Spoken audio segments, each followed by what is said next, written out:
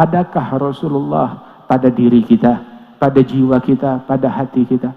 Sayyidina Anas bin Malik radhiyallahu anhu, beliau bilang, hari datangnya Rasulullah ke dalam kota Madinah, istanara minha kullu syai'.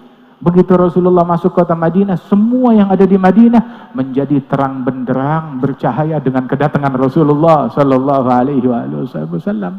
Bagaimana kira-kira kalau Rasulullah masuk ke dalam hati kita? Seterang apa hati tersebut?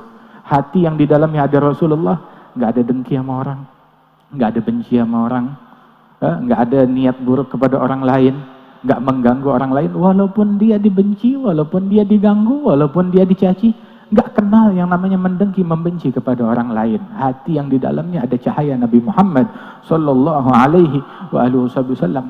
Hati yang di dalamnya ada cahaya Rasulullah sallallahu alaihi wasallam, memancar dari dia pandangan yang baik. Mandang orang, nganggap semua orang baik aja. Tidak mendengar kecuali yang baik, tidak berucap kecuali yang baik, tidak bersikap kecuali yang baik. Kenapa? Di dalamnya ada hati, ada Nabi Muhammad sallallahu alaihi wasallam, yang dalam syama'il disebutkan oleh Habib Ali Al-Habsyi, la yaqulu wa la yaf'alu illa ma'rufa, yang tidak berucap, tidak berbuat, tidak bersikap kecuali hal-hal yang baik saja, sallallahu alaihi wa alihi wasallam. Hati yang di dalamnya ada Nabi Muhammad sallallahu alaihi wasallam itu dilukiskan, diceritakan oleh Rasulullah.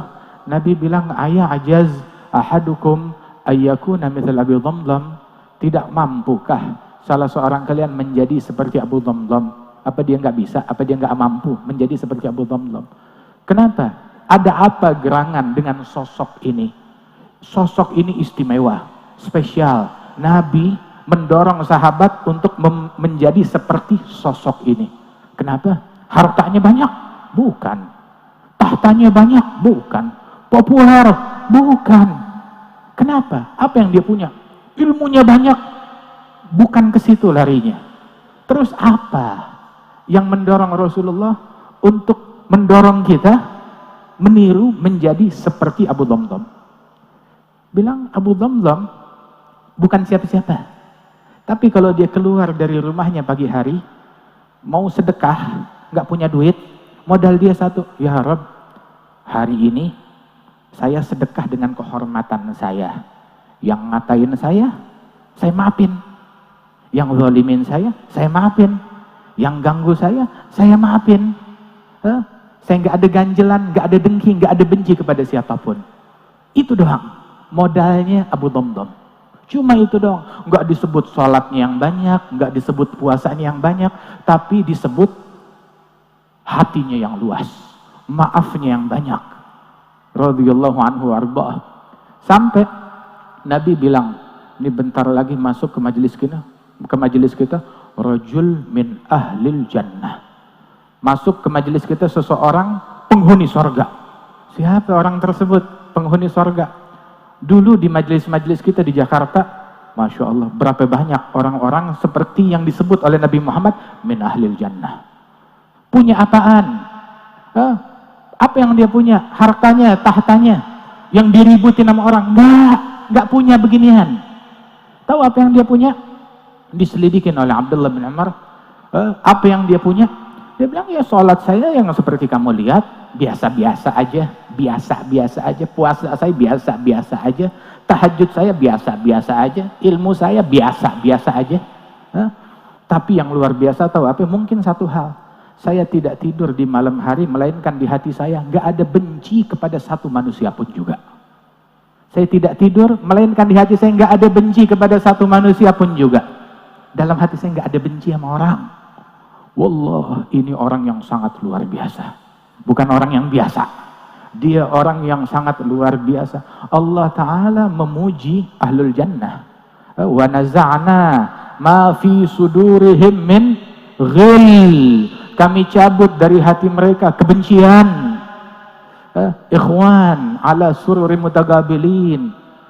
Orang-orang yang saling duduk berhadap-hadapan, bersaudara, saling cinta satu sama lain. Kemana majelis persahabatan, perkawanan yang ketika duduk berhadap-hadapan nggak ada ganjelan di dalam hati, nggak ada dengki, nggak ada benci. Dulu kita hadir majelisnya Al-Jadd Al-Habib Muhammad bin Ali bin Abdurrahman Al-Habsyi wal Habib Abdullah bin Hasan Al-Syami, bersama ayah kami Al-Habib Naufal, yang ini sekarang haulnya beliau juga ini hari. Kita hadir majelisnya mereka. Subhanallah, benar seperti ahli jannah, ikhwan ala sururi mutagabilin, bersaudara, nggak ada benci dalam hatinya. Kita dulu hadir majelisnya Ammi Anis bin Alwi Al-Habsyi, Al-Habib Anis di Solo. Habib Zain bilang, ada Habib Anis isim ala musamma, namanya sesuai dengan lafaznya. Tahu Anis, orang yang duduk sama dia nyaman, aman, tentram, damai, betah. Kenapa? Gak ada benci, gak ada kedengkian, gak ada ngomongin orang, gak ada bicara keburukan orang. Sampai kita kan baca kitab, dengar dari Habib Umar, majelisnya Habib Ali bin Muhammad Al-Habsyi, sahibul maulid, yang kita baca maulidnya. Tahu majelisnya kayak bagaimana? Itu majelisnya kayak bukan majelis dunia. Itu majelisnya beliau di majelis Habib Ali. Itu waktu Habib Ali meninggal, teman-teman beliau, murid-muridnya bilang, kami tidak merasa kalau kami hidup di dunia, melainkan ketika Habib Ali meninggal. Begitu beliau meninggal baru berasa, oh ternyata kita hidup di dunia ya. Dulu semasa beliau hidup, nggak tahu, nggak berasa kalau kita hidup di dunia. Dikiranya kita hidup di sorga. Kenapa? Makan mulu, rutubah. Bukan. Makanan pas-pasan, susah mereka. Apa yang membuat mereka serasa di sorga? Nggak ada omongan dunia. Kagak ada omongan dunia, nggak ada berita duniawi di situ. Yang dibahas Nabi Muhammad, yang dibahas salaf, yang dibahas aulia, yang dibahas akhirat.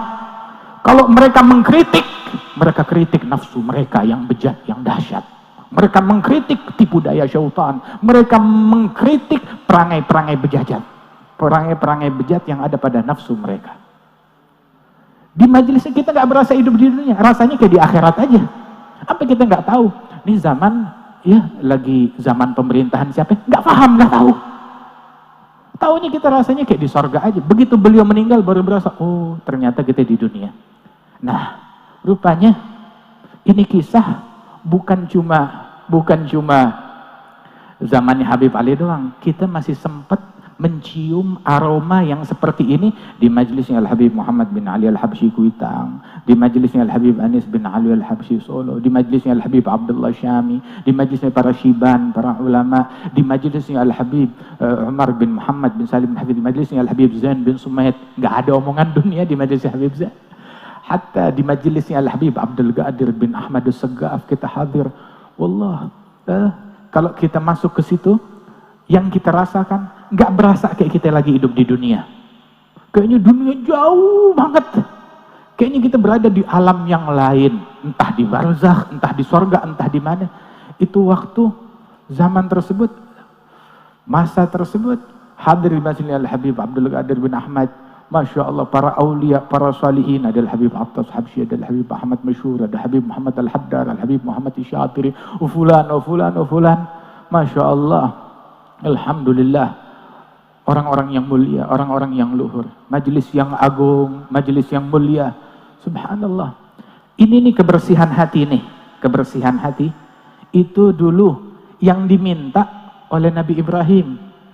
Nabi Ibrahim itu beliau bilang, wala tuhzini yauma yub'atsun yauma la yanfa'u malun wala banun illa man atallaha biqalbin salim. Itu doanya Nabi Ibrahim, hati yang selamat. Kemudian juga ini yang diminta oleh Syekh Habib Bakar bin Salim 400 tahun yang lalu. Beliau bilang, saya disodorkan pilihan, pengen punya anak-anak keturunan yang ulama atau keturunan yang hatinya bersih. Ya saya pilih yang hatinya bersih, ilmu, tapi kalau hati belepotan gak ada gunanya. Sampai dulu tuh guru-guru kita selalu wanti-wanti pesan sama kita. Mereka bilang bahwasanya gutrah minal hawa tukhammiju au tughayyiru bihar minal ilm.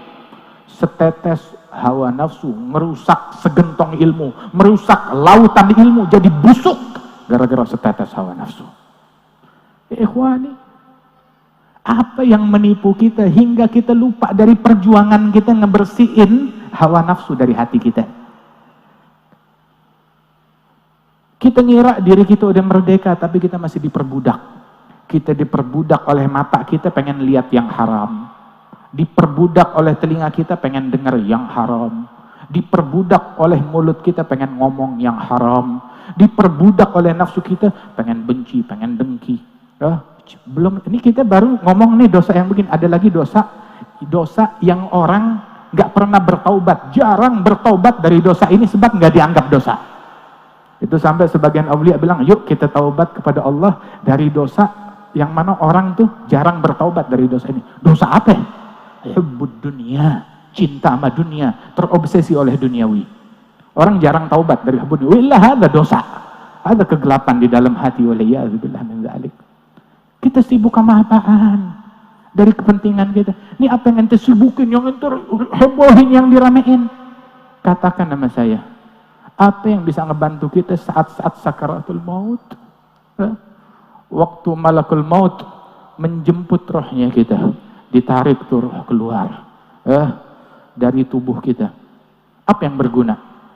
Tahta berguna, jeritan kita berguna, cemoohan kita berguna, perkawanan kita berguna.